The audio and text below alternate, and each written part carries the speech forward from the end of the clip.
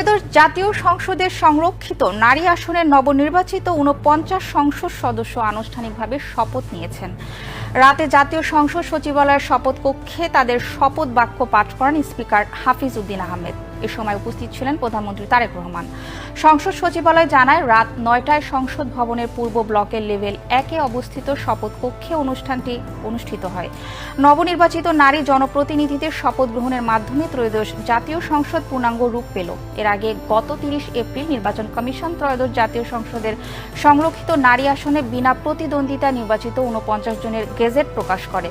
Returning কর্মকর্তার সূত্রে জানা গেছে, জাতীয় নাগরিক পার্টির নেত্রী নুসরাত তাবাসসুম বাদে ৫৩ প্রার্থী সঠিক সময়ে মনোনয়নপত্র দাখিল করেছিলেন।